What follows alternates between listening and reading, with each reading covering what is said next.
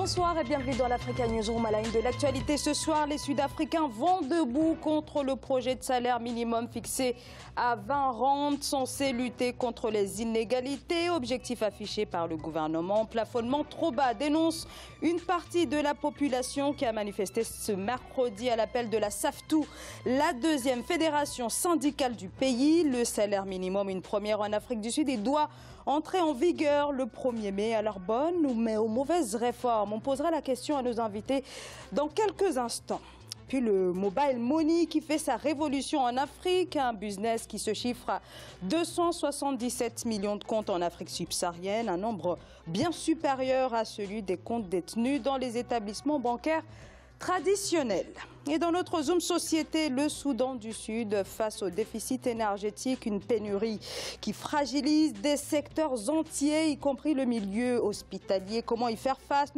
Nous rendrons dans un hôpital de la capitale Juba où un dispositif axé sur l'énergie solaire vient d'être mis en place.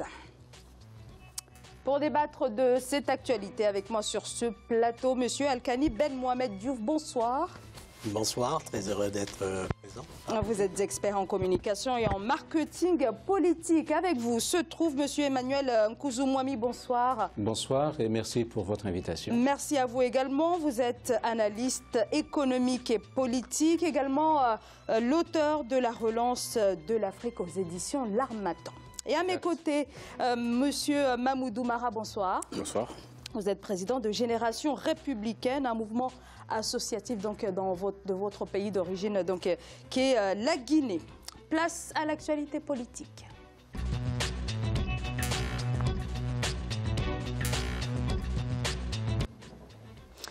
Faut-il instaurer un salaire minimum en Afrique du Sud? Si oui, quel plafonnement? C'est là toute la question. Et dès le 1er mai, la date, bien sûr, n'a pas été choisie au hasard. Le gouvernement prévoit à cette date l'entrée en vigueur d'un salaire minimum de 20 rand par heure. 20 rand, c'est 1,58 $ précisément. Et ce mercredi, des milliers de personnes en colère sont descendues dans les rues pour dénoncer ce plafonnement qualifié de salaire d'esclaves. Solène Duplessis. Les Sud-Africains s'opposent à l'introduction d'un salaire minimum en Afrique du Sud. Le salaire minimum, qui serait de 20 rand par heure, soit 1,3 €, devrait entrer en vigueur le 1er mai 2018. La Fédération des syndicats sud-africains a appelé à une grève générale ce mercredi 25 avril. Au moins 10 000 personnes sont descendues dans les rues. Ils craignent notamment que leur salaire ne soit revu à la baisse dans un pays marqué par les inégalités économiques. C'est une déclaration de guerre féroce de la classe dirigeante représentant le monopole capitaliste blanc, qui essaie de faire passer de nouvelles lois qui enracinent la pauvreté. C'est la première fois que le pays adopte une telle mesure, seulement 2 mois après l'arrivée au pouvoir de Cyril Ramaphosa en février 2018. Le président sud-africain, qui avait promis de relancer l'économie du pays, est aujourd'hui confronté à son premier mouvement social de grande ampleur. Cyril Ramaphosa, il va se retrouver là le 1er mai avec cette loi à mettre en œuvre, mais la solution qui intéresse beaucoup plus le Sud-Africain, ce n'est pas seulement les salaires minimums, mais c'est aussi la lutte contre le chômage. Et au-delà de la lutte contre le chômage, une certaine justice économique. Donc là, ça apparaît comme une mesure juste pour sauver les apparences, mais il faudrait aller au-delà. Ça peut venir lorsque l'économie va commencer à croître de nouveau et que l'Afrique du Sud pourra récupérer sa place de locomotive de l'économie africaine. Autre sujet de protestation, l'introduction prochaine de nouvelles lois qui limiteraient le droit de grève selon les syndicats, qui dénoncent un retour en arrière 24 ans après la fin de l'apartheid. Les grévistes ont défilé dans plusieurs villes du pays, dont le Cap, Durban et Port-Elizabeth. Le parti de la gauche radicale des combattants pour la liberté économique a également pris part aux manifestations. Alors le président Cyril Ramaphosa affirme que ce salaire minimum, donc je le répète, de 20 rand devrait permettre de réduire les inégalités. Monsieur Emmanuel Nkouzou-Mwami, un salaire qui, pour les Noirs, va passer de seulement 221 $ à 252 $. Donc il n'y a pas véritablement un grand bouleversement, on peut le dire. Est-ce que cette réforme ne va pas avoir un effet contre-productif finalement? Ça ne devrait pas. Mais en même temps, l'Afrique du Sud, vous savez que c'est un pays qui souffre des inégalités depuis longtemps. Aujourd'hui, par exemple, le salaire médian d'un homme blanc est à peu près 10 000 rands. Et celui d'un noir, à peu près, dans les 2005-2008. À peu près, c'est 25%. Ce n'est déjà pas normal en soi. Je dis à un niveau de qualification comparable. Donc c'est déjà un problème d'inégalité à l'intérieur du pays. Vient le deuxième problème qui est celui de la croissance économique de l'Afrique du Sud, qui a été faible et même très lente pendant longtemps, puisque c'est la première puissance industrielle du continent, mais en même temps, aujourd'hui, il est passé derrière le Nigeria, par exemple, en termes de PIB en valeur nominale. Donc ceci pose un problème de croissance économique en tant que tel.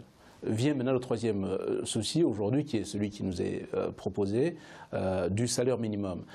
Il faut que les Sud-Africains comprennent qu'il s'agit bien d'un salaire minimum. Ça veut dire lorsque vous êtes salarié sans qualification particulière et que vous faites votre temps normal de travail, les 20 rands qui seraient 1,30 € à peu près, c'est un salaire faible. Mais revenons sur des comparaisons, puisque nous sommes dans la mondialisation.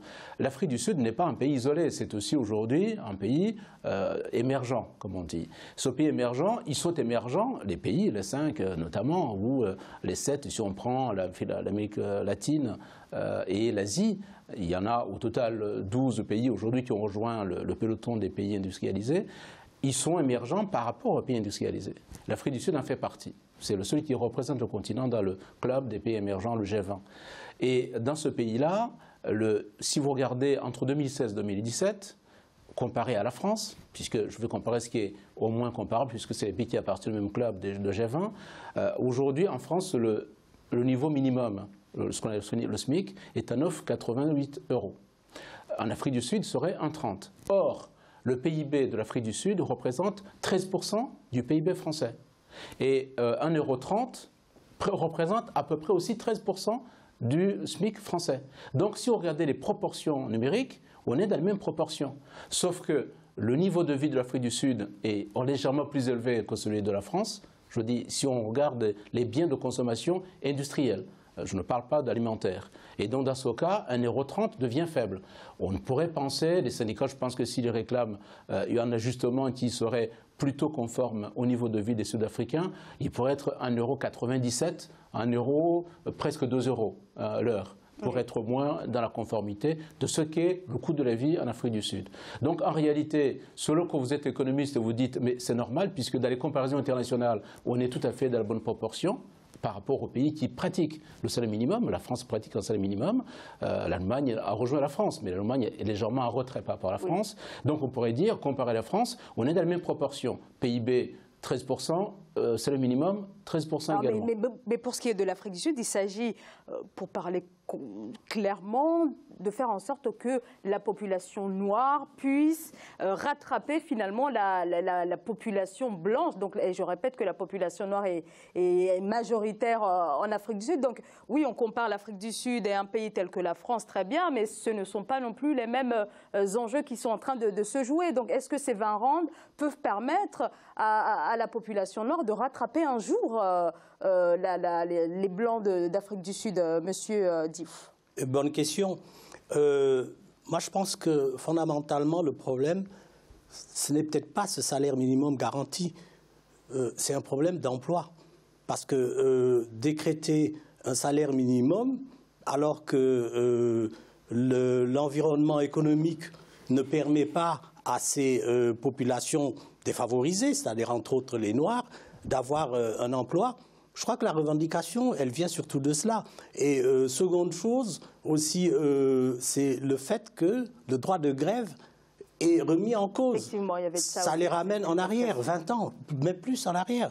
Pour un pays comme l'Afrique du Sud, où on sait que cette population noire, c'est une population qui a l'habitude de revendiquer, d'être dans la rue, de marcher depuis Nelson Mandela, ça pose forcément un problème. Maboudou Mara. Je pense foncièrement qu'ils sont à encourager les syndicats qui ont demandé à se mobiliser pour défendre aujourd'hui. 1,30 €, en voyant la comparaison que vous faites, c'est bien beau, mais en réalité, ça ne change pas la vie.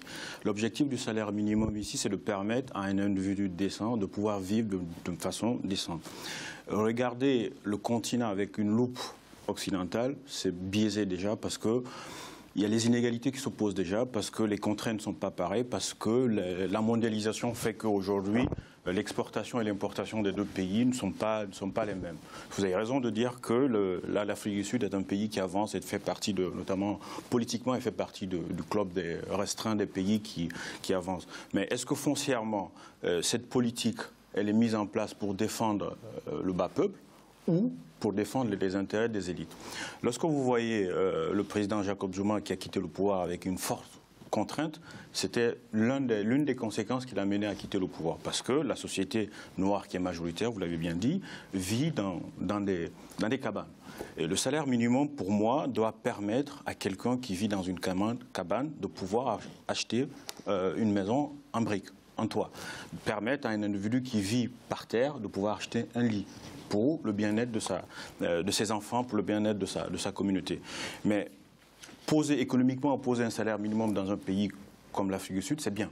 C'est une très belle chose. Économiquement, c'est une très belle chose. Ça permet ici l'employabilité, de créer des emplois et de partager l'emploi au fond entre les populations. Mais la façon de l'instaurer, elle n'est pas bonne. Le décret, l'appliquer, elle n'est pas bonne. Et la deuxième chose que je veux ajouter, c'est que les dirigeants africains en général, les dirigeants sud-africains, notamment le président Jacob Zuma, lorsque vous voyez de la manière qu'il est parti avec toutes les affaires, tous les scandales qui ont eu lieu, et qu'à côté, qu'on pose un salaire minimum de 1,30 € pour les populations qui n'ont jamais connu ce que c'est que peut-être avoir une maison ou manger 3 fois par jour, par exemple. C'est quand même... C'est indigne. Hein? C'est très indigne, quand même, je trouve.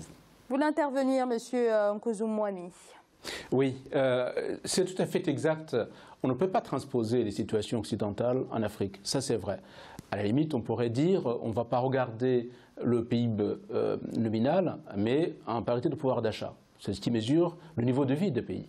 C'est vrai. Donc l'Afrique du Sud, de ce côté-là, n'est pas non plus mieux placée par rapport aux pays occidentaux et même par rapport à d'autres pays membres du club du G20. La difficulté, et là tout à fait vous l'avez soulevé tous les deux, c'est d'une part les inégalités criantes qui ont été entretenues depuis de longues années, notamment entre les blancs et les noirs, à qualification comparable. Le fait, par exemple, qu'un noir, quand il sort d'école, il va faire 2 fois le temps d'essai que ne fait le blanc. C'est institutionnalisé comme ça. Donc déjà, c'est quelque chose qui ne fonctionne pas. D'autre part, l'économie, c'est l'économie qui permet de payer le salaire. On peut dire que le salaire 1,30 €, c'est très faible. C'est vrai, nominalement, si vous regardez. Mais si on ramenait au niveau de la parité de pouvoir d'achat, il faudrait regarder de très près ce que ça représente dans le panier de la ménagère. Ce n'est pas aussi nul, mais en même temps, le problème que vous soulevez également qui est important, c'est celui de la corruption. C'est un pays où les corruptions se sont organisées depuis quand même une dizaine d'années aujourd'hui, depuis le départ de Mandela notamment. Ça s'est organisé de façon quasi systématique, si bien que le président Jacob Zuma, qui vient de quitter le pouvoir, est poussé par le parti ANC dehors, c'est un homme qui a vécu quasiment ces 10 années, enfin on dit 9 ans puisqu'il a fait 9 ans de pouvoir, pratiquement dans l'institutionnalisation des corruptions. Donc ce que réclament les Sud-Africains, c'est vrai, c'est un salaire pour vivre décemment. Mais c'est aussi une autre façon de réclamer l'équité. Ce n'est pas normal que certaines personnes s'affranchissent des règles et naturellement entrent dans des corruptions massives qui aujourd'hui affaiblissent l'économie sud-africaine, qui est une économie florissante il y a encore une dizaine d'années et aujourd'hui qui est tombée quasiment, qui décroît ou qui croît très très faiblement par rapport aux autres pays du continent. Donc ce qu'il faudrait, c'est relancer l'économie, c'est ce que veut faire Cyril Ramaphosa. On relance l'économie pour relancer la croissance, pas la croissance nominale du style j'ai fait 3-4% puisque c'est souvent les matières brutes sur lesquelles sont assis ces calculs de croissance. Mais en même temps qu'il y ait vraiment de l'activité. Et là, la question d'emploi se pose. S'il n'y a pas d'activité, il n'y a pas d'emploi. S'il n'y a pas d'emploi, il n'y a pas de revenus. S'il n'y a pas de revenus, là, malheureusement, les populations, que vous ayez 1,30 € ou 10 € l'heure, s'il n'y a pas d'emploi, malheureusement, il y a très peu de gens qui ont accès à ce revenu-là. Et ce que vous dites, c'est vrai, il n'y a pas de logement, il n'y a pas d'alimentation suffisante, les frais de santé ne sont pas assurés, l'éducation n'est pas bien suivie. Voilà. Donc il y a beaucoup de choses finalement qui sont greffées sur le mauvais revenu ou sur le faible revenu. Je partage complètement votre avis, mais ce qui me paraît essentiel avant de relancer une économie, c'est d'avoir des leaders vertueux.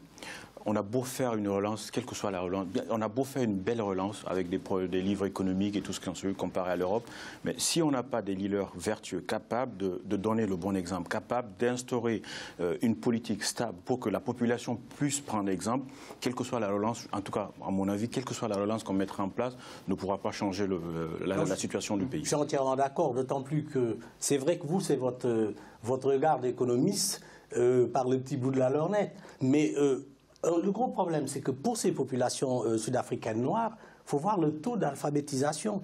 C'est-à-dire, vous parlez de croissance, mais la croissance, elle ne se retrouve pas dans l'assiette du Sud-Africain, ça ne se mange pas. Et lorsqu'on voit, depuis le changement de pouvoir, la famille Gupta, par exemple, qui a sorti une quarantaine de voitures, la plus petite voiture de sport qui coûte à peu près pas loin de 200 à 300 000 euros, pour le Sud-Africain qui se retrouve dans son township, ça pose un problème. D'autant plus qu'il ne peut plus revendiquer, puisque sous l'apartheid, il était complètement interdit de manifester. Maintenant, on veut les ramener en arrière en disant non, ben voilà, ça c'est le salaire minimum, mais en même temps, vous ne pouvez même pas faire de grève ou revendiquer. Alors, très rapidement, il n'en demeure pas moins quand même qu'au cours de ces 20 dernières années, il y a une classe noire, une classe moyenne noire qui a vu le jour donc depuis 20 ans. Est-ce que ce salaire minimum assez faible, encore une fois, ne va pas remettre en question cette dynamique justement? Oui, il y a eu un Black Empowerment en Afrique du Sud.